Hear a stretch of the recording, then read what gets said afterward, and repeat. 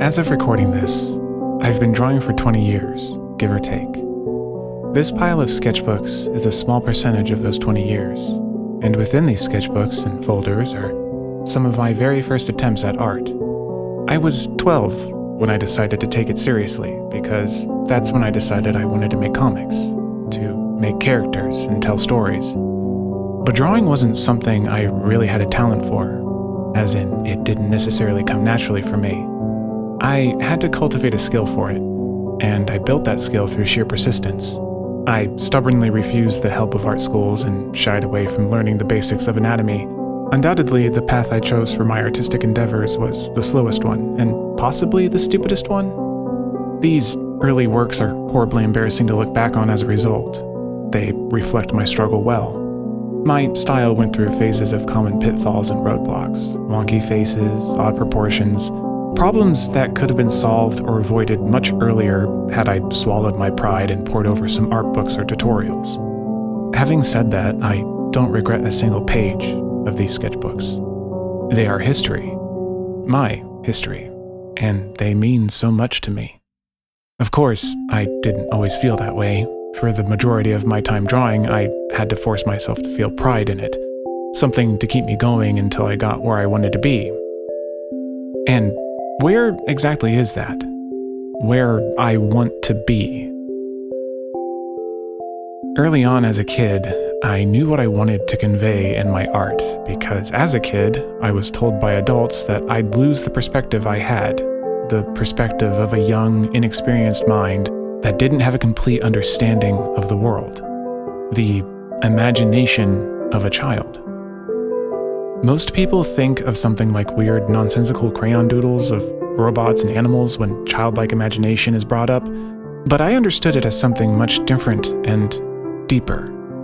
Either through youth or some neurodivergency, I recognized that I process the world and its concepts differently. Sight, sound, touch, emotion.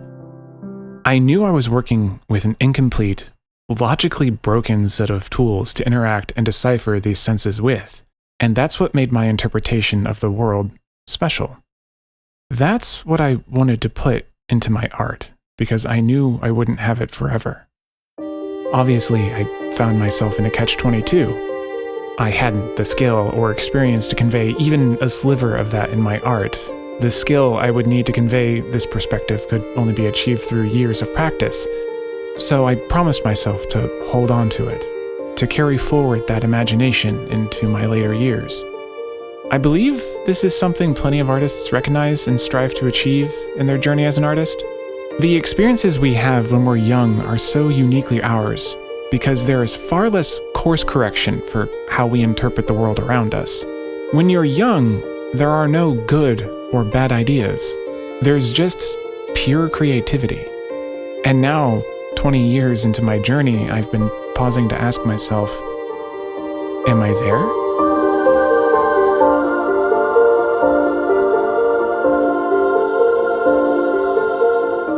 Well, I've certainly made it further than where I started, but as most artists know, that goalpost is constantly moving further. Even so, I've been feeling the need to look back and, in a sense, catch up with myself.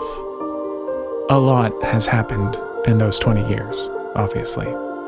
A lot of characters, stories, musical compositions, and spontaneous ideas have come and gone. Some of them stick. Others are abandoned as either incomplete sketches or unrealized concepts.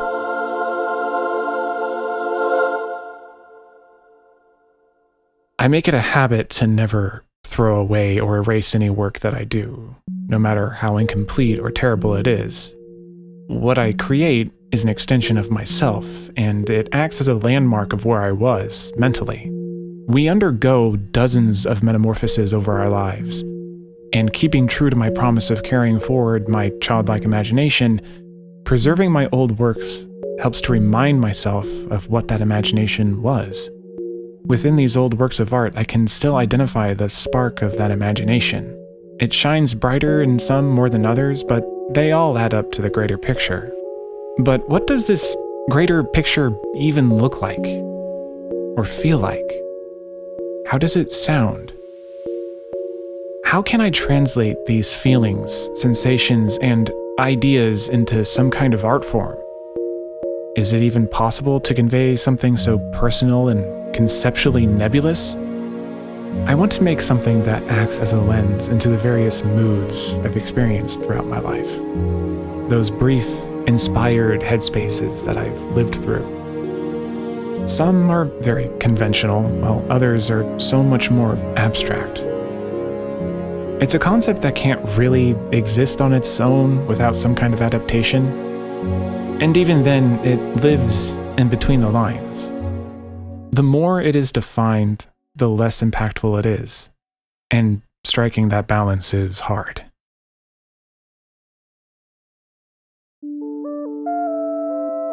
When I was 17, my family and I moved out of the house I grew up in. We only went across town, not far, but it was still a significant uprooting of my life.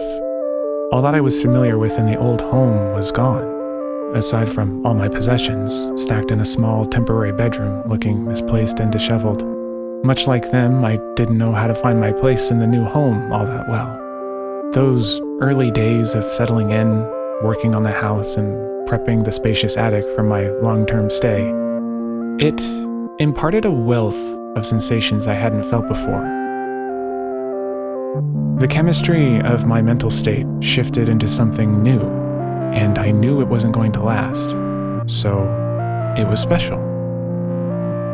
Much of those emotions and sensations fueled the development of a comfort character I had created near the beginning of our move, named Wu. She was an outlet from my new experiences, and I really enjoyed thinking up stories that loosely reflected my current situation for her. She was very much a persona of myself, a way for me to compartmentalize and idealize my changing psyche. Wu had become such a significant part of this transitional period of my life that I made a comic featuring her in an attempt to capture the experiences I was having. This is a physical print of the first 8 chapters, and it was available for purchase for a time.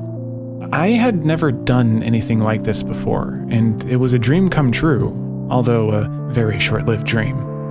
Only a rough draft of the 9th chapter exists, and it has since been dropped. I haven't touched it since 2015. I do feel like I was successful in imbuing this comic with the inspired headspace I had at the time. In certain pages, certain panels, I think I achieved my goal. It's not there in the dialogue or the plot points. It's there in between it all, via the intent, the art. It speaks quietly and independently of the story, but also in service of it. Is it a great work of art? No, it doesn't need to be. It doesn't even need to exist, but it does. And that's incredible to me. This is a quality I think all art can possess. It just happens naturally in the creative process, whether or not the artist is aware of it. And, of course, I'm not shedding light on a new concept here. Everyone knows art is meant, or at least possesses the ability, to evoke some kind of emotional response. And I know this body of work will never evoke the same sensations I was feeling at the time, only an echo of it. For others, it could be something entirely different. I've started and dropped several other comics since then. Handy and Toes was a highly experimental, very rough comic I mostly drew traditionally during downtime at work. The real purpose of this comic was to simply document some stray ideas I had and to give myself something to do. So on its own, it's nothing outstanding. Also, the 3rd chapter got rained on before I could scan it in, so that took a lot of fixing up in post. While it might not be something I'm super proud of, I created this comic while working a job I actually really enjoyed. I was afforded so much time to myself, peacefully alone and with plenty of boredom for daydreaming. Boredom these days is a bit of a commodity. Some of our best ideas are born from boredom or in moments of quiet. When I look over these old pages, I can take myself back to those blissful moments. I can remember how it felt sitting in my work vehicle waiting for a rainstorm to pass over. I can remember sitting on the hard concrete floor, hunched over the sketchbook, loosely scribbling away, I can remember the building excitement of heading home to scan in my work after finishing another draft. Sadly, these are sensations that other readers will not see through this work. It's only for me, which I find to be both beautiful and haunting. Because, in a sense, I've done what I've set out to do. I've imbued those coveted sensations into a body of work, but it's visible only to me.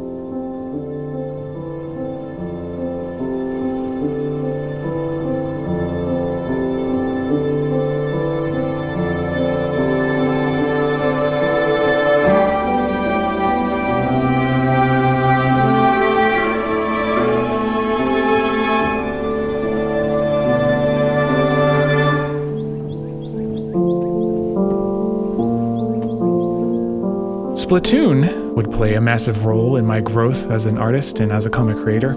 It became one of my only franchise hyperfixations that prompted a lot of fan art, including a lengthy comic series that garnered a large amount of attention. During this phase of my life, I'd created some of my proudest works and some of my most treasured characters. I really started to push my boundaries, get more bold with colors, and challenge myself with more complex compositions.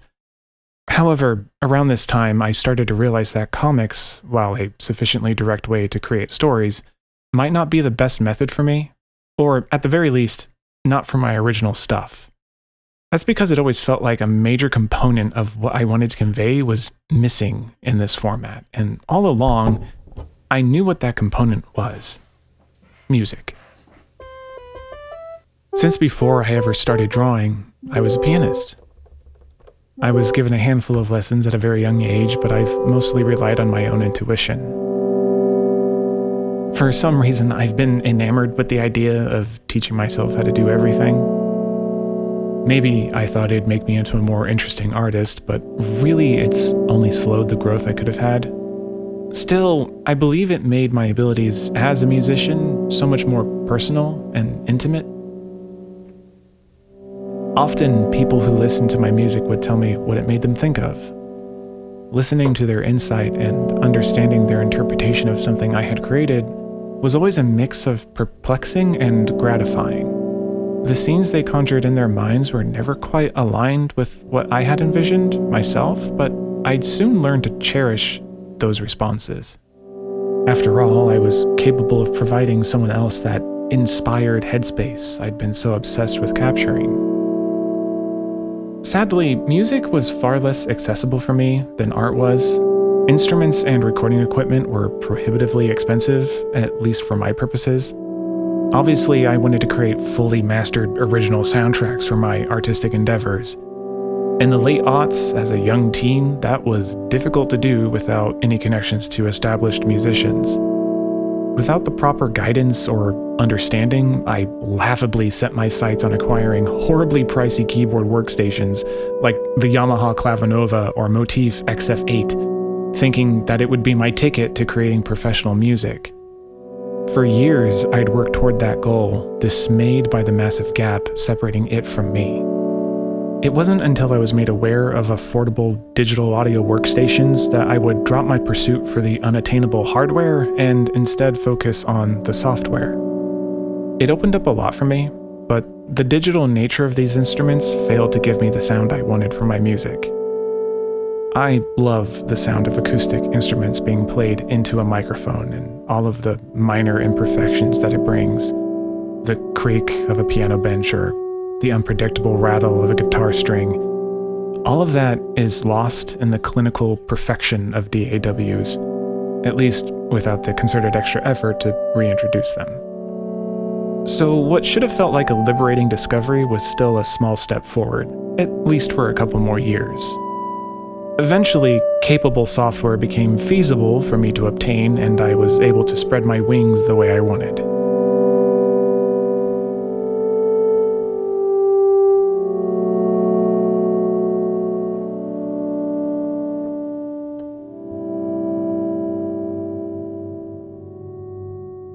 In the past 5 years or so, I've been attempting to solve my longest-running mystery.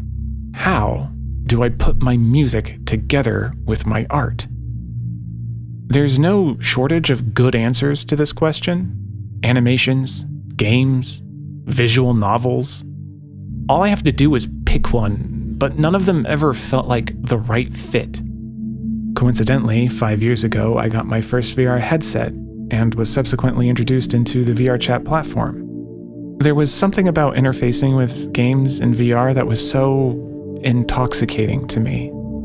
The ability to exist in fictional environments and interact with characters in a more tangible way enraptured me.